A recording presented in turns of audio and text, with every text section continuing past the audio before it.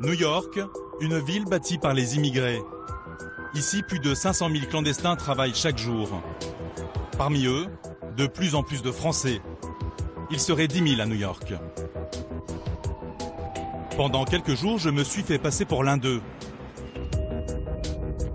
Mon contact m'a donné rendez-vous à Harlem. Elle s'appelle Laetitia. Elle est française. Enchanté. Julien.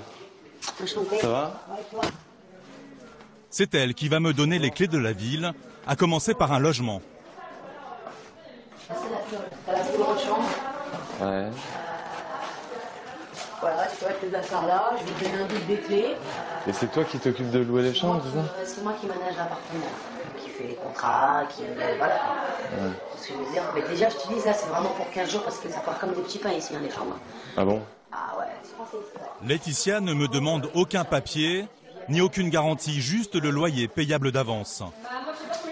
3 Français, dont un sans-papier, se partagent déjà les pièces communes de l'appartement.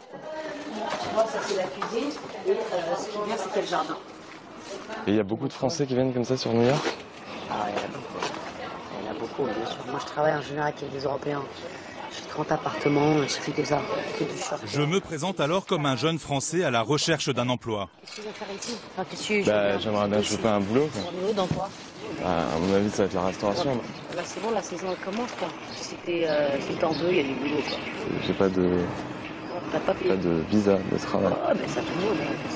Tous ceux qui viennent là, ils travaillent, ils n'ont pas de... Ils ont pas, ils ont des faux papiers. Hein. Par contre, ça faudra que tu fasses des faux papiers, ça coûte $60, faut que tu ailles les faire. Travailler avec des faux papiers, c'est ce que Laetitia a fait il y a 12 ans. Je suis avec mes potes, en fait.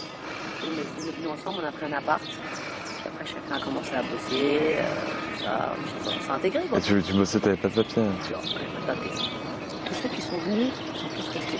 Il y en a qu'un qui est reparti parce qu'il a fait une connerie. Il a pris l'avion avec la fausse carte d'identité pour aller à Miami. Et là, il s'est fait choper, il est parti 15 jours en prison. À New York, j'ai rencontré d'autres clandestins français. Ils sont là depuis 3 ans ou quelques jours seulement. Certains vivent les galères de tous les sans-papiers du monde. D'autres touchent du doigt leur rêve américain.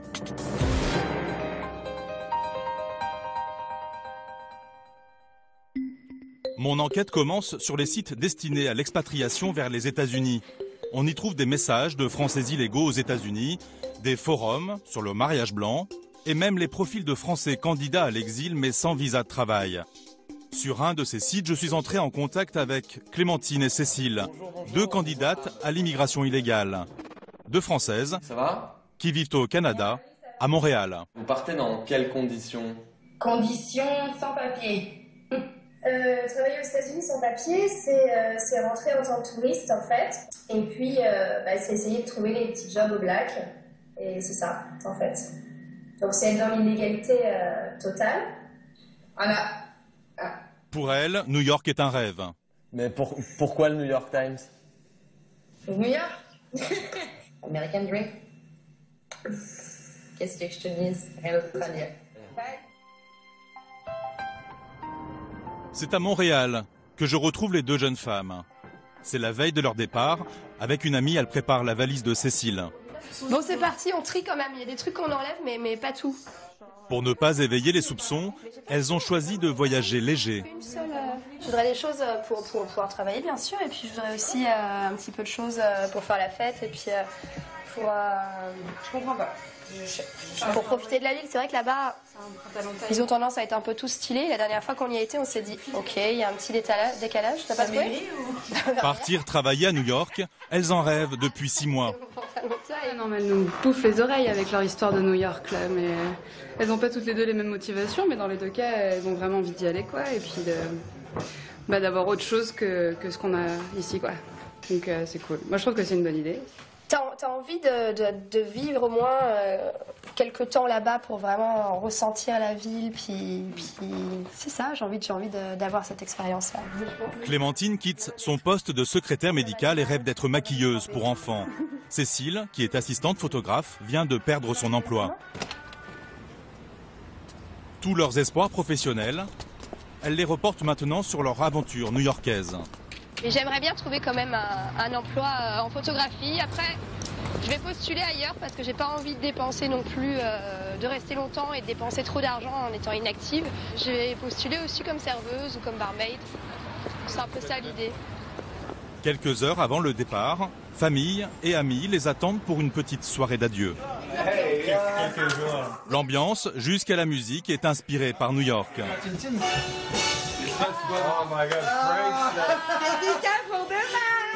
Chacun ici connaît le projet un peu fou des deux jeunes femmes. Ça fait tellement longtemps qu'elle en parle que ça va être une aventure. On a hâte de voir les photos. J'ai une vidéo d'elle, elle a 8-9 ans et elle parle déjà de ça. C'est pire mot pour me faire un sourire à la fin du vidéo. 14h, le lendemain, c'est l'heure du départ pour les deux jeunes femmes. Direction la gare routière, c'est en bus qu'elles iront à New York. Ce voyage, elles l'ont souvent fait pour le plaisir. Mais aujourd'hui, c'est particulier. Tous les stress, comme ce contrôle renforcé de bagages. Ouais, surtout quand on a ce petit passage là avec la feuille de sac. Ça me gonfle. Ça prévoit le... Ouais, c'est un avant-goût du... Exactement. Non, jamais. Alors là, ça veut dire que... Je pense que c'est juste à cause des attentats de Boston, en fait. Ça a dû renforcer le truc. Jamais été fouillé, monsieur. L'objet de cette fouille n'est pas de traquer les clandestins, mais d'éventuels terroristes, après l'attentat de Boston. Ça commence bien, tiens. Ça promet, ça commence. Les deux jeunes femmes n'ont pourtant rien à craindre. Comme la plupart des clandestins français, elles entrent avec une autorisation de voyage. Le seul risque est que l'immigration américaine découvre leur intention. On y va tous les mois et là, à chaque fois, c'était... La dernière fois qu'on y est allé, donc il n'y a même pas un mois. Pourquoi vous revenez déjà quoi? Oui, c'est ça. Pourquoi vous revenez déjà? Donc là, c'est sûr que pourquoi vous revenez déjà encore? Là, et encore, et encore, et encore, et encore. La frontière approche. Trop de voyages pourraient éveiller les soupçons, ou encore un document comme un CV ou une offre d'emploi oubliée dans la valise.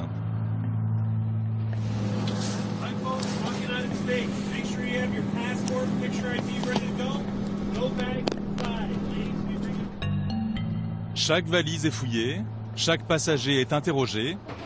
Les deux jeunes femmes se font passer pour des touristes, et ça marche. Clémentine et Cécile sont soulagées. On est aux États-Unis. On a le pied aux États-Unis. Ouais, ça y est. Ça y est. Premier pied aux États-Unis. C'était beaucoup plus simple que les autres fois. C'est beaucoup plus simple que les autres fois. Après 7 heures de bus, Manhattan est en vue. Il est 2 heures du matin. Malgré la fatigue pour Cécile et Clémentine, l'aventure a bel et bien commencé. C'est cool, enfin. Enfin. Ça, là, je retrouve... Voilà, ce que j'avais perdu, en fait. L'adrénaline, je sais pas, le plaisir, J'aime tout ici, tout. Le programme demain, c'est imprimer des CV. Puis commencer, hein. Et puis attaquer, en fait. Ce soir, direction Brooklyn, elles dormiront chez des amis. Cette aventure, des milliers de Français l'ont déjà tentée. La plupart travaillent à Manhattan. C'est à Harlem, au nord de Central Park, que nous avons rendez-vous avec l'un d'eux, arrivé il y a 3 ans. Ce dimanche, à l'heure du brunch, nous le retrouvons dans ce restaurant. Pour ne pas attirer l'attention, avec son accord, nous filmons en caméra cachée. Rodolphe est arrivé comme touriste, il est serveur et il ne laisse pas les clientes indifférentes.